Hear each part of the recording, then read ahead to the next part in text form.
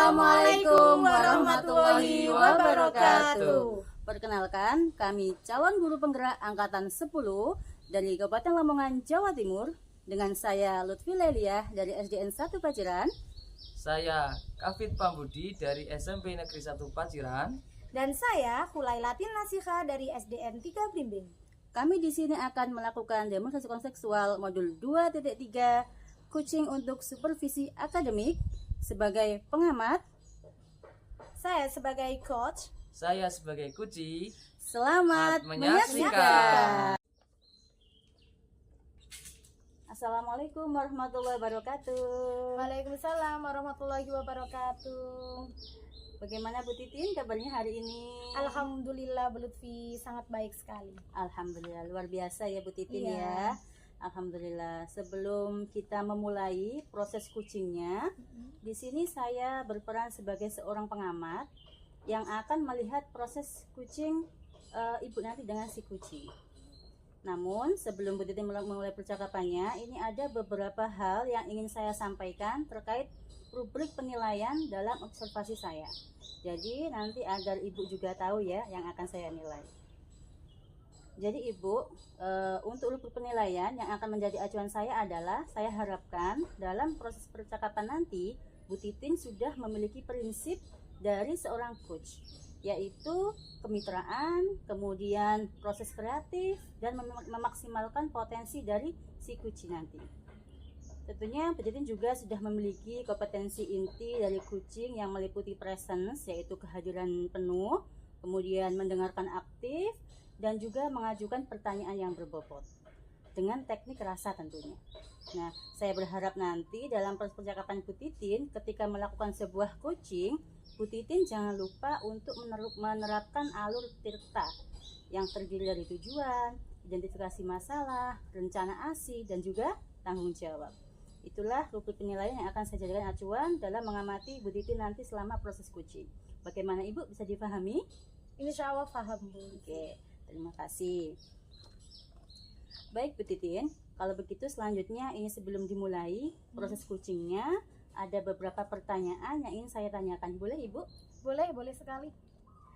Baik, untuk pertanyaan pertama nih Bu Titin, kira-kira kompetensi coaching yang mana nih yang ingin Ibu kembangkan dalam proses percakapan nanti? Begini Bu Lutfi, nanti ketika saya menjadi ketika coaching nanti, percakapan yang kompetensi yang ingin saya kembangkan yaitu tentang mendengarkan aktif. Kemudian menggunakan pertanyaan-pertanyaan berbobot untuk melakukan coaching tadi. Luar biasa, mendengarkan aktif dan mengajukan pertanyaan berbobot ya Bu Titin ya. Iya. Dari dua kompetensi ini Bu Titin, kira-kira bagian kompetensi yang mana yang secara spesifik ingin Ibu kembangkan dalam proses coaching nanti? Begini, kalau untuk spesifikasinya nanti saya akan mengembangkan pertanyaan berbobot Bu Lutfi. Oke. Baik, memang mendengarkan aktif adalah salah satu kunci ya Bu Titin ya, agar bisa menggali banyak hal dari seorang coach nantinya. Iya. Nah, untuk pertanyaan terakhir nih Bu Titin, perihal indikator ketercapaian, kira-kira tolak ukur yang bagaimana terkait indikator pencapaian yang ingin Bu Titin tuju dalam proses percakapan nanti? Begini Bu Lutfi, nanti tolak ukur indikator keberhasilannya yang ingin saya tuju yaitu pertama, bahwa nanti dalam saya menerapkan alur secara runtut, kemudian saya bisa menggali ide-ide dari coach itu sendiri yang nantinya beliau akan menemukan permasalahannya, akan mengidentifikasi permasalahannya, kemudian dapat menentukan solusi dari permasalahannya itu secara mandiri begitu. Baik, semoga indikator yang sudah Ibu sampaikan terkait prosesnya meliputi tirta, kemudian ide-ide solusi dari Kuci bisa tergali dengan sangat maksimal ya Bu Titin ya. Semoga bisa tercapai dalam proses percakapan nantinya. Hanya itu Bu Titin yang saya tanyakan, dan selebihnya setelah ini Bu Titin silahkan bisa memulai percakapan dengan coachingnya. Dan saya berharap proses percakapan nanti bisa berjalan dengan lancar sesuai dengan indikator keberhasilan yang tercapai yang diharapkan oleh Ibu. Terima kasih Bu Titin. Sudah siap? Terima kasih Bu Lutfi. Sudah Insya Allah siap? siap. Oke, baik. Silahkan dimulai proses coachingnya. Terima kasih. Assalamualaikum Bu Titin. Waalaikumsalam warahmatullahi wabarakatuh Pak Budi. Gimana kabarnya Pak Budi? Alhamdulillah Bu, baik. Baik. Tapi kok kelihatannya kurang bersemangat. Ada apa ini Pak Budi? Ini Bu, saya ingin membicarakan sesuatu dengan Bu Titin. Oh iya, apa ya yang ingin dibicarakan Pak Budi? Mungkin Bu Titin bisa membantu. Gini Bu Titin, jadi saya itu akhir-akhir ini merasa cemas dan mungkin pikiran saya itu kalut karena banyak siswa ketika kegiatan sholat berjamaah mereka itu enggan untuk melaksanakan sholat, malah sering bersembunyi. Begitu Bu Titin. Berarti Pak Budi hari-hari ini tuh banyak masalah gitu ya, kesiswaan gitu ya Pak Budi ya. Betul Bu Titin.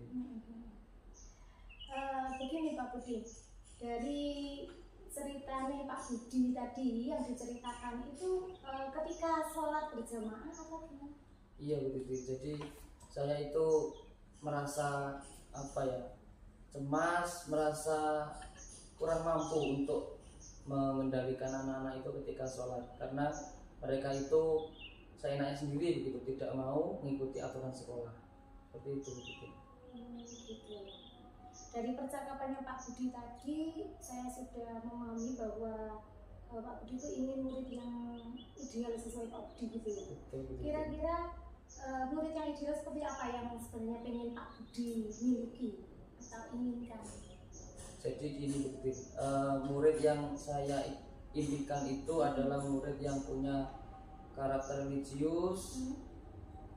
Ketika misalkan dalam kegiatan sholat, kegiatan mengaji, dia itu mengikuti dengan baik tanpa ada paksaan ataupun dorongan dari gurunya. Jadi dia itu betul-betul mengikuti dengan sesuai apa yang dia inginkan. Jadi tidak terbebani begitu loh begitu.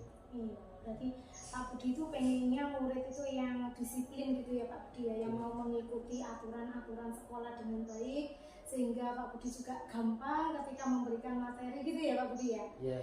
Dari hal ini Pak Budi ya, menurut Pak Budi sekarang itu berada di level berapa? Misalnya levelnya 1 sampai 10. Saya rasa mungkin saya di level 7 Bu. Seperti itu. Di level 7 ya Pak Budi ya. Nah, ketika Pak Budi sekarang di posisi level 7, kira-kira Pak Budi seharusnya itu ingin di level keberapa? Ya kalau harapan saya ya saya ingin di level 10 Bu. Level yang paling tinggi menurut saya, yang saya ingin harapkan gitu. Iya. Kemudian gini Pak Budi, ketika Pak Budi sudah memiliki target level 10 gitu, kira-kira kemungkinan atau peluang apa yang Pak Budi lakukan setelah melihat ini? Jadi peluang yang mungkin saya lakukan adalah saya ingin memiliki keinginan bahwa murid-murid saya itu bisa menjadi siswa yang religius, yang disiplin dalam mengikuti kegiatan di sekolah seperti itu. Dan itu saya harapkan dari dulu seperti itu. Iya, memang kita semua ya Pak Budi ya, ketika jadi guru itu pengen murid kita itu yang religius, murid kita yang terbaik gitu ya Pak Budi ya. Kira-kira Pak Budi ya, dari permasalahan ini untuk mewujudkan tujuan Pak Budi, itu ada nggak kira-kira hambatan yang paling susah? Iya Bu, jadi mungkin hambatan yang saya alami itu saya merasa gimana ya, saya sendirian gitu loh ketika saya memerintah anak, menyuruh anak untuk sholat itu tidak ada yang ikut mendampingi saya. Jadi saya merasa kesulitan ketika anak-anak itu mengerjakan sholat seperti itu. Iya, berarti Pak Budi itu merasa sendirian, nggak ada yang ikut mendampingi nggak begitu. ikut mendampingi siswanya gitu ya, nggak ikut ngobrai istilahnya seperti itu ya Pak Budi ya. Nah begini Pak Budi ya, untuk mengatasi gangguan tersebut, bagaimana langkah Pak Budi selanjutnya? Saya berkeinginan untuk melakukan koordinasi kepada rekan sejawat, terutama saya juga ingin berkonsultasi dengan kepala sekolah bagaimana menyikapi hal ini dan solusi yang terbaik lah untuk permasalahan saya gitu, tentang anak yang mungkin tadi belum memiliki sikap religius gitu. Begini Pak Budi, mungkin Pak Budi dari rencana-rencana yang Pak Budi terapkan tadi, yang harapkan tadi ya, mungkinkah Pak Budi ini memiliki rencana yang jangka pendek atau rencana jangka panjangnya mungkin seperti itu? Punya rencana jangka pendek Bu. Apa Pak Budi rencananya? Jadi rencana saya ingin setiap guru itu memiliki kesadaran diri untuk membantu dalam proses pengembangan sikap religius siswa, dan otomatis saya juga akan terus berkoordinasi dengan rekan sejawat guna untuk bagaimana supaya anak-anak kita itu punya sikap religius dan taat kepada aturan sekolah gitu. Untuk mencapai tujuannya Pak Budi ini, kira-kira Pak Budi itu punya target berapa lama waktunya? Ya mungkin bisa 1 bulan sampai 2 bulan Bu. Insya Allah target itu akan bisa saya capai. Iya. Kira-kira siapa yang akan membantu Pak Budi dalam mencapai komitmen yang sudah Pak Budi rencanakan? Yang pertama itu dari kepala sekolah, saya akan terus berkonsultasi dengan beliau bagaimana baiknya untuk kedepannya anak-anak kita itu dalam melaksanakan kegiatan sholat. Kemudian juga saya juga melibatkan rekan sejawat saya, utamanya guru mapel sama rumpun, itu akan saya dorong untuk ikut membantu dalam proses pengembangan sikap religius siswa itu Bu. Iya Pak Budi, memang kita itu butuh orang lain ya Pak Budi ya. Kita Nggak mungkin butuh kita itu kolaborasi. berjalan sendiri ya Pak Budi ya. Kita itu kan ya makhluk sosial, jadi memang benar-benar kita itu butuh orang lain ya. Iya, Oke Pak betul Budi, sekali. dari percakapan tadi, percakapan kita ini, kira-kira apa ya yang ingin Pak Budi dapatkan? Ya, percakapan kita hari ini itu sungguh luar biasa Bu Titin. Jadi saya bisa menemukan solusi dari permasalahan yang saya alami. Gitu Bu Titin. Gitu ya. Iya. Oke Pak Budi, setelah bercakap-cakap, ternyata waktunya kayaknya sudah lama ya kita ya, Iya. nggak terasa ya. Iya, nggak Apa terasa, yang Bu. Pak Budi rasakan ketika bercakap-cakap dengan Bu Titin tadi? Alhamdulillah Bu, saya merasa lega, senang sekali bisa berbicara, berdiskusi dengan Bu Titin untuk menyelesaikan masalah yang mungkin saya hadapi sekarang. Jadi saya merasa senang sekali ya, pokoknya bisa istilahnya beban pikiran saya itu berangsur menghilang dari pembicaraan tadi. Alhamdulillah Pak Budi kalau seperti itu.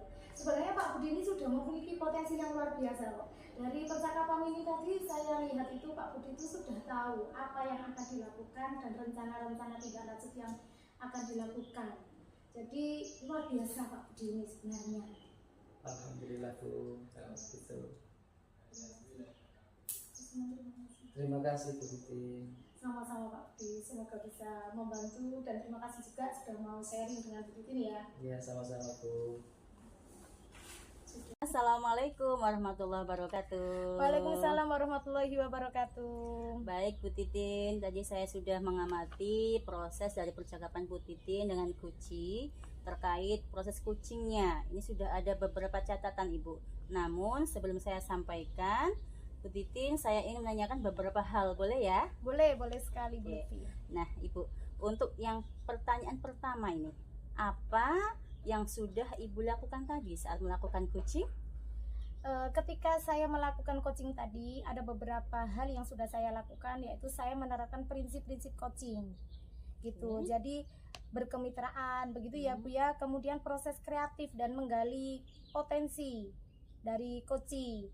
Kemudian saya juga memiliki tadi pertanyaan-pertanyaan bobot gitu. Yang tadi saya terapkan juga tadi mendengar aktif begitu Bu Lutfi.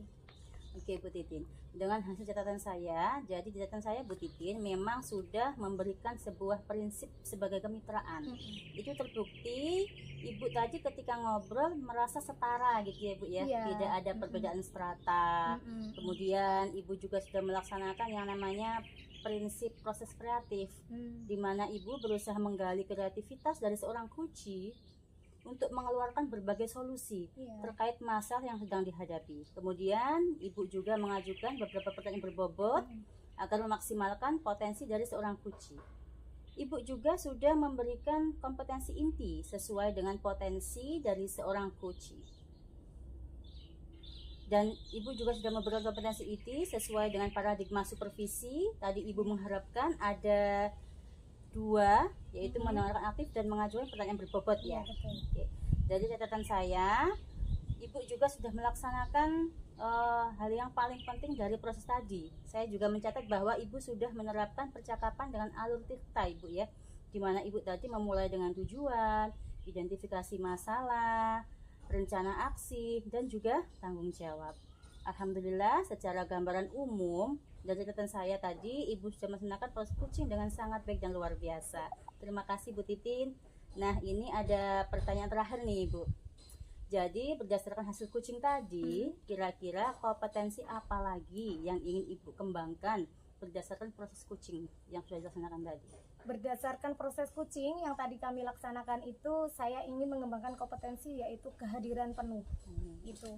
Jadi mungkin tadi coach juga kadang merasa grogi gitu ya, bingung dengan apa yang harus diungkapkan, kemudian bagaimana cara mengidentifikasi masalahnya gitu. Jadi untuk memfokuskan agar coach itu menemukan solusi dari masalahnya sendiri, saya menghadirkan presence itu sendiri Bu Lutfi. Baik, kehadiran penuh ya Bu Titin ya, atau presence menjadi harapan Bu Titin agar lebih bisa dikembangkan ya. Dan Iya. saya berdoa semoga teknik ini juga bisa segera Ibu maksimalkan dalam diri Ibu. Tidak hanya juga potensi ini, tapi juga potensi-potensi yang lain agar semakin tajam gitu ya Bu ya, ketika Iya. memberikan sebuah pelayanan coaching terhadap mitranya atau coachingnya. Saya juga berharap semoga proses ini bisa menjadi bekal untuk Ibu agar nantinya ke depannya ketika memberikan proses bisa sesuai dengan harapan yang diharapkan dalam paradigma coaching ini. Terutama dalam penyampaian atau pelayanan coach, Ibu tetap berpegang teguh pada alur tirta. Jadi alurnya tirta tetap dilaksanakan terus. Terima kasih ya Bu ya. Sebuah proses yang sangat luar biasa. Semoga bisa berdampak bagus untuk Ibu ke depannya. Iya. Terima Terima kasih Ibu Titin ya. Terima kasih juga Bu Lutfi. Ya, saya akhiri. Wassalamualaikum warahmatullahi wabarakatuh. Waalaikumsalam Sampai warahmatullahi jumpa lagi. wabarakatuh.